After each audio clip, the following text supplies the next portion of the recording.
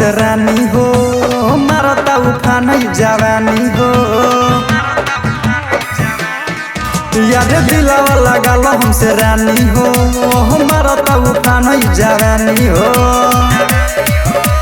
माजा देवे आव खेत में गोड़ी बोरी बिछा के ले दे धीरे धीरे बोल कौन सुनियो ना लेबे कहिले ना घरे जब आइले बारे देवे धीरे धीरे बोल कौन सुनियो ना लेबे कहिले ना घरे जब आइले बारे देवे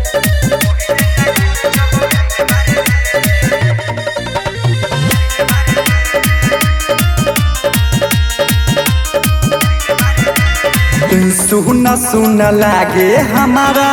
चाचा के मचान रे जब से देता नई के पगली रोता सामान रे सुना सुना लागे हमारा चाचा के मचान रे जब से देता नई के पगली रोता सामान रे गोरी देख के ना बादा में फंसे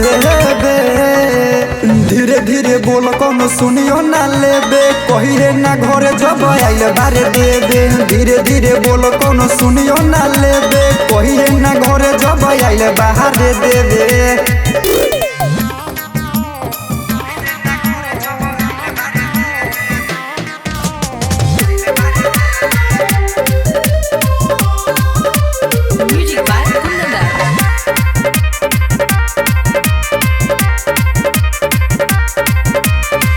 राइटर धीर जड़ित सोहन के करा से सेट रहू यादव खिले से पहले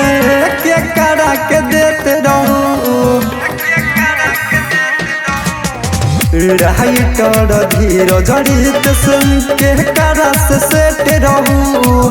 यादव खिले से पहले के करा के देते रहू राजनीति सब बात के बढ़े धीरे धीरे बोल कौन सुनियो ना लेबे कहिले ना घरे जब आइले बारे देवे धीरे धीरे बोल कौन सुनियो ना लेबे कहिले ना घरे जब आइले बाहरे देवे।